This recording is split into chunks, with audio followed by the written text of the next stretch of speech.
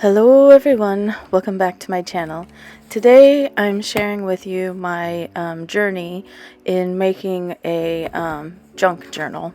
I started out by going over to the Goodwill to find some books that I thought might be good starting points for making a junk journal. This one was like a recipe book that was published in 1972, and it has a few recipes in there that are a little bit atrocious, and I think I'm gonna show you here in a minute the tomato aspic, which does not sound delightful at all. Anyway, actually, one of the reasons why I picked, there's the tomato aspic, yeah, with only 5 ingredients. Anyway, one of the reasons why I picked up this book was it was bright yellow, and it had a little fish on the cover, and it kind of had some pages with some cute illustrations in a very 70s sort of way. And here I am pointing out the published by date, which is 1972. Yep. Anyway, ultimately I decided to shelve this one for now because I wasn't quite sure what I wanted to do with it. Maybe I didn't want to destroy it at all, but the other one is definitely going to get destroyed. So if you don't like seeing books get destroyed, then you might have to skip ahead a little bit, because I picked up this book mainly because it had some water damage and it had a little bit of a mold problem, and but the cover itself was still pretty nice. And I liked the color combinations of the purple and the blue, the lilac and the blue. So that's the one that I ended up going with. Both of these books have a slightly funky perfume odor, and I am going to have to get it out of the blue book.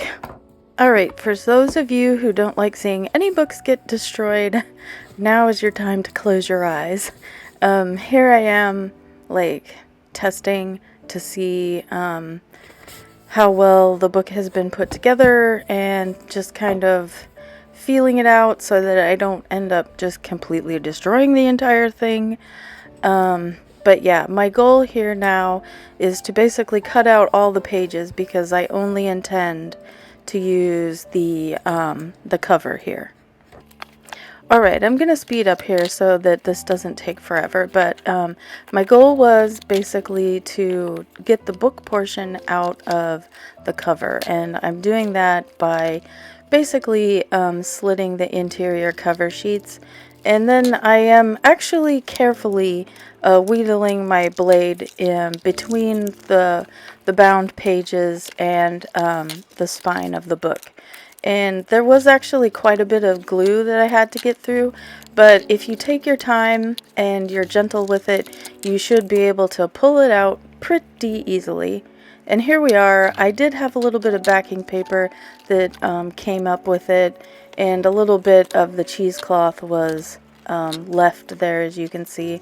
And I just tidied it up a little bit, and now I am going to slow back down again, because while I was dismantling the book, I did find an ultrasound for some child that was probably born in the 90s. So if you live in the Indianapolis metro area and you donated a bunch of books, and you had a child born, like, I think 92 it said on there, then I have your ultrasound picture. It's kind of funny how you can find random things shoved into books, like, before you buy them. It's interesting. So I mentioned before that this book has a little bit of a perfumey odor. Kind of reminds me of some of the perfumes like my grandmother wore. So I decided before I did anything else with this book, I was gonna sprinkle a little bit of baking soda on the inside here, and basically seal the book up in some plastic for a couple days with the baking soda. After setting that aside, I went ahead to get together some of my paper. I chose some drawing paper, some Bristol board, some business paper, as well as some scrapbooking paper. I was just going to have a little mishmash of different kinds of papers in there because I just really wanted it to be very eclectic. Alright, so I figured out the size that I wanted my folded signatures to be using that little scrap print there. And as you can see, it's a little bit larger than the classic 8.5 by 11 sheet. So I took my measurements down and I'm going to start cutting my pages out double the size of my guide. Reason being, so I can fold it up all nice and cute for the signatures. Alright, so here's my stack of cut papers, cut to size, and now it is time to arrange them and group them. What I'm doing here is I'm going through and selecting the paper that I want in each signature. Each signature is 4 pages, which is, with the weights of the different papers, is plenty per signature for this project, at least for me. And I'm choosing to spread out the drawing paper across all the signatures. So I'm going through and making sure that I have a nice eclectic mix for each signature. And then after I get the collection of papers I want for the signature, I make sure that they're nice and even, and I go through and I fold it, and I use the bone fold to, you know, get a nice good fold in there. And also, while I'm choosing my papers, I'm taking care in which papers I choose specifically for that inner fold, because you wind up having basically a 2-page spread in that inner folded signature, and some designs there may be nice for making a big 2-page like cohesive layout in the future. And here I will be quiet for a little bit and just show you a little bit of sped up footage of me folding my signatures together.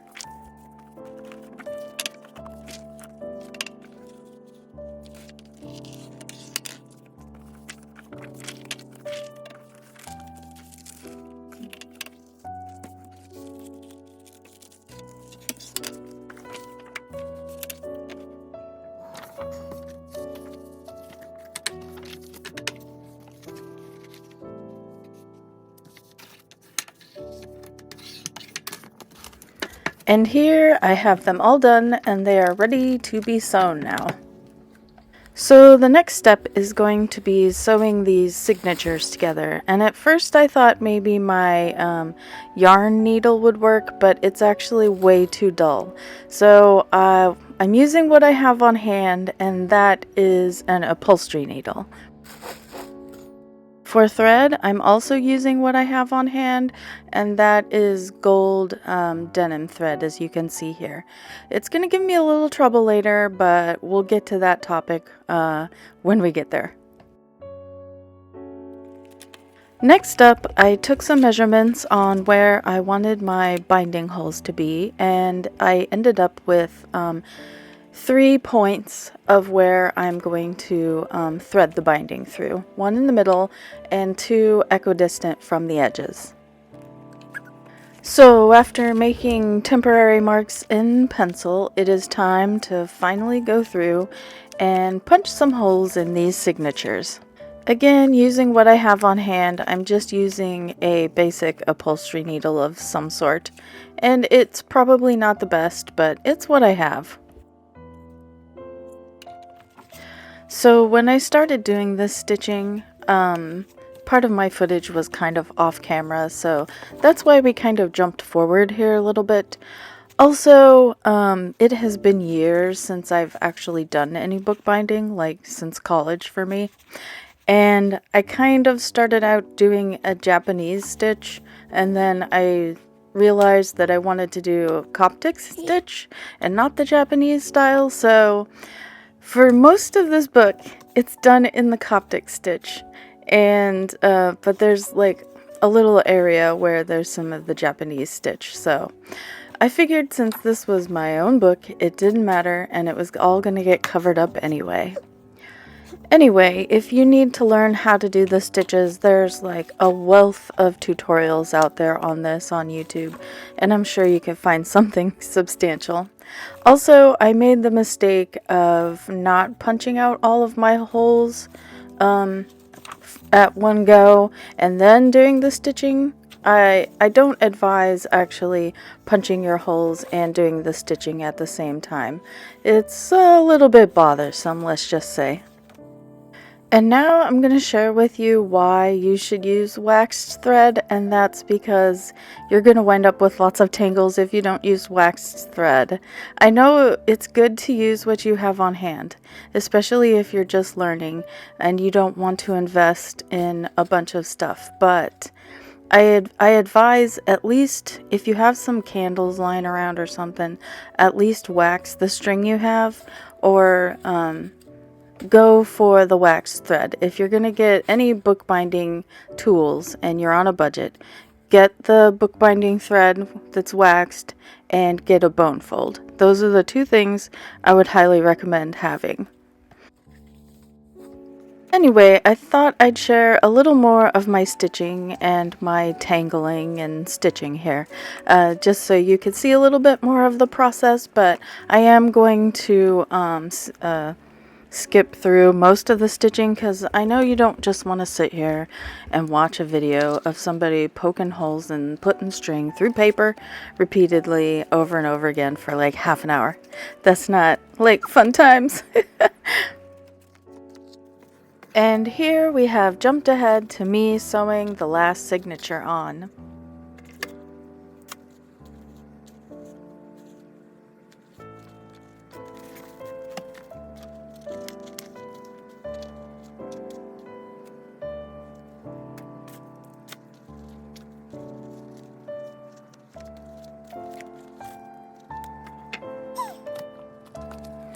So everything is looking pretty good.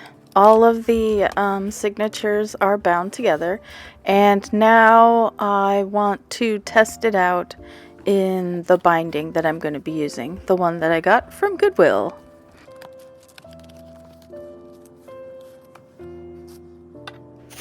You will recall that I put it in the bag and added some baking soda to try to get rid of the strange perfume smell, so I have to shake it out first before I can test it with the book.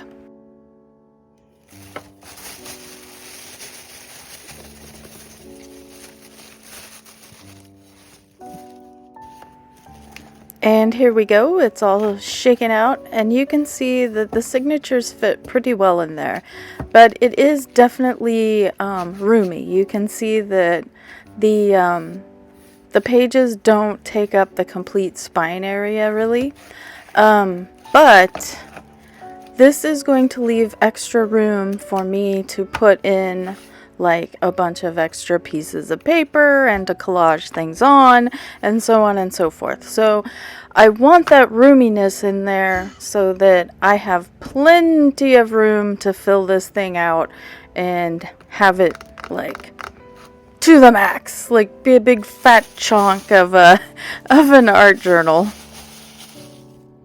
So the next step now is going to be gluing some gauze to the binding to keep it all together. I have a little bit of cheesecloth here, and I'm just going to be using the white Elmer's School Glue PVA glue for this.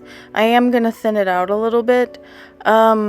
Honestly, I would prefer to have had the time to make my own wheat paste glue, but I do not have that time, so we are using what we have on hand.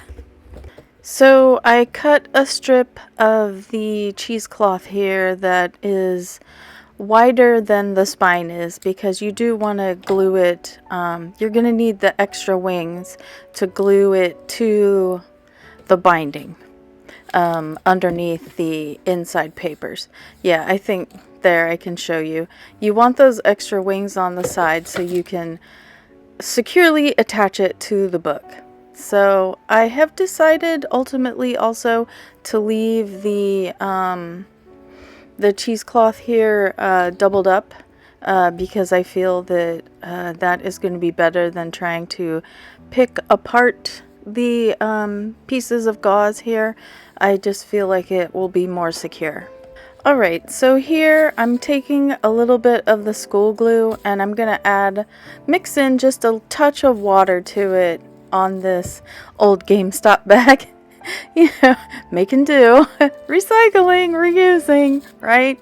Anyway, I have the signatures are all clipped together here, and I have added a little bit of space for the roominess that I was talking about before.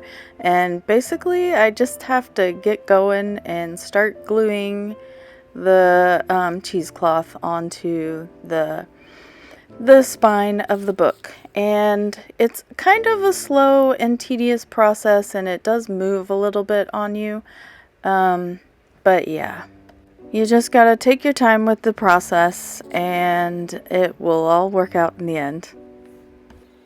I should also add here that I'm taking care not to get any glue down the sides of the pages there. I only want it on the spine so that, again, I can glue my little gauze wings onto the binding later. But yeah, it's a bit of a slow and tedious process, and there is a lot of drying time as well. But yeah, there are times when I had to leave this and then I came back and I added another layer of glue and so on and so forth. So jumping ahead here, I applied glue about 2 or 3 times to the spine and everything is dry now. So now I can test it out in the hardcover here. And my book got a little bit skinnier. The signatures got a little skinnier, so it's going to cause me a little bit of trouble later on down the line, but I just roll with it because it is a junk/art journal, and I feel like it is supposed to be like have this handmade quality about it. It's not supposed to be perfect. That's my impression anyway. So the next step of attaching the book innards to the book outers is going to be gluing the spine onto the spine. Isn't that funny how it all worked out together? Okay, I'll stop trying to be a stupid goof. But seriously, I'm going to attach the spine of the signatures to the actual backing board. And again, I'm going to be using some very slightly watered down school glue. The reason why I'm watering it down is just so that it spreads easier and doesn't get super gloopy, and is just easier to work with, and it doesn't make a mess. That's my rationale. You can do it however you want. So after I am satisfied with the amount of glue that is on the spine backing, I'm going to go ahead and add another layer. It happens off camera. I apologize, but basically I am gluing another layer of glue onto the spine here. Now it's time to press these two things together. So I line it up and I give it a good wiggle and press. And there really is no easy way to force the pages in to dry really up close next to the spine. So I just shoved it in the best that I could, and I clipped the ends and hoped for the best. I let the book sit overnight for the glue to dry. I didn't touch it until way in the afternoon the following day. And hoping for the best worked. It doesn't always work out, but it did. The spine is securely attached now, and now the next step is going to be taking those little cheesecloth flaps and gluing them down to what's left of the backing boards on the back of the hardcover here. Before doing that, however, I played around with some design ideas.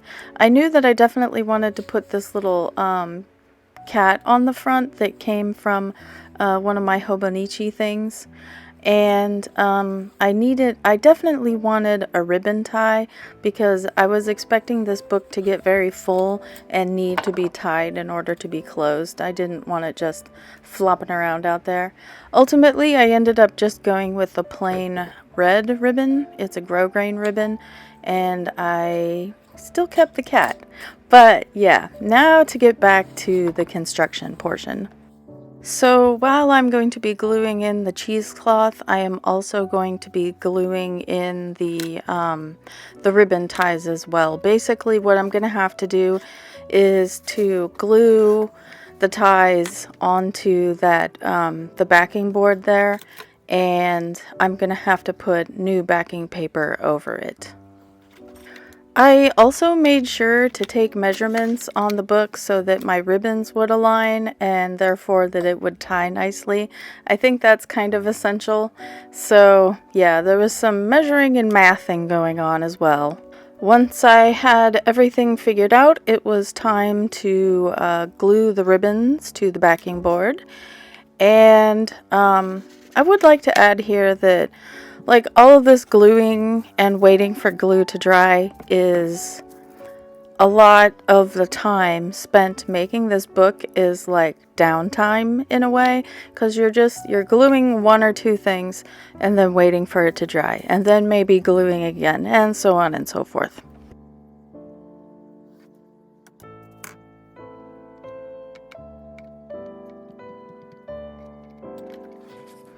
After the ribbons were glued on, it was time to finally tackle gluing down the cheesecloth. I also prepped my little inside papers here. I will say that I did not end up using these papers because there was an accident, and I did get it on camera, so you will definitely see my accident as well. So, because I think it's, you learn a lot more from mistakes than you do, like, perfection, right?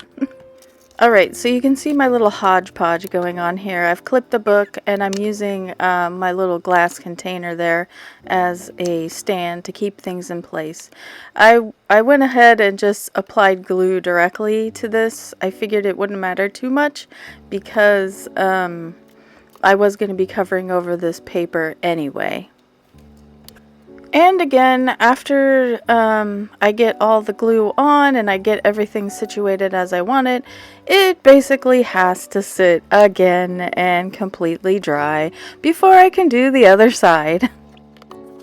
So here comes my big boo-boo accident time. I was preparing to go ahead and add the backing page to the front cover, and well, it wasn't that's not the boo-boo, but basically, and also it's not the boo-boo that I added glue directly to the page either, and I had to take a time out to go wash my hands. But here we go. I get the glue all nice and spread out, and then I am going to apply the paper, and it is Wrinkle City because the paper weight was not thick enough to handle this application. And as you can see, I did struggle to see if I could get it to flatten out. I even spent some time letting it dry, but no, it was awful. So what did I end up doing? I ripped it all off. And thankfully there were some areas where the glue wasn't quite dry yet, so it peeled off fairly easily. It wasn't too much of a fiasco. But I kind of feel like part of the process of making art is fixing errors creatively. It's like a puzzle for me. Maybe that sounds weird. Anyway, I ended up going with a heavier weight paper here, and this one does work out in the end. So for the second attempt, I did water down my glue a little bit here. And because the paper was more like a cardstock weight, it didn't buckle as much Actually, it didn't buckle at all, really. And I just used the bone fold there, added a little extra glue here and there, and then I plopped a bunch of magazines on top to weigh it down. And then I waited a while for everything to dry, and I came back and had a look, and everything had gone pretty well. However, whenever I came back to it to begin folding the other side of the page, I noticed that there was a gap in my book, and I wasn't quite sure how I wanted to deal with that. Ultimately, I just ended up giving it a good fold and running over it with the bone folder, and then focusing on finishing up the back side of the book. And basically, I just repeated the entire process again, except this time with the back of the book. I glued down the cheesecloth, and then again, I got out the paper and glued that down. And once both backing papers were in, it was time to revisit my problem of the gap. And what I kind of decided to do here was to fold the paper into the gap, and I ended up deciding to give good old hot glue a try, even though I really don't like using it for things like this because it's so rigid. So basically, I took my hot glue gun here, sorry for my close-up hair, and I very carefully made a little line of hot glue go down the side so then I could then bend the paper into that little nook and get rid of the gap. There was a lot of fussing and pressing and adding a little more extra glue here and there, but eventually I did get it. And here is pretty much the end result. It's not perfect, but then this is just a junk journal, and I feel like junk journals are supposed to be a bit imperfect. And I think the imperfections are the fun part of junk journaling, of not being perfect and just slapping things in there and seeing what comes together. And after that, I decided to do the exact same thing to the back because there was also a gap in the back as well, and everything turned out alright. So here I'll let you have a little look at the finished product, imperfections and all. By the time I had finished making this, I was actually really excited to get journaling in this because I really did end up liking how it turned out with all the mismatched paper and everything. The last step though was to paste on my little cat cameo here. Originally I thought it was a sticker, but it's actually just kind of like a little piece of cardstock with some writing on the back. I decided I was going to go ahead and use my double-sided tape for this because I felt that it would give the strongest hold. And again, you'll have to pardon the intrusion of my head here.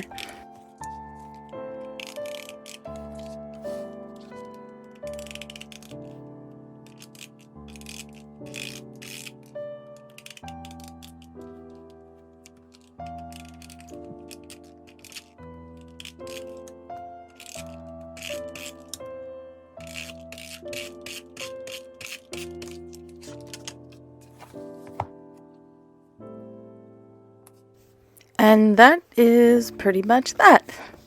Overall, I had a lot of fun making this little junk journal book here, and after I got to doing some journaling in it, I liked it even more. So I consider it a win, even though my methods were not, I guess you could say, classroom quality or professional quality, but who cares about that?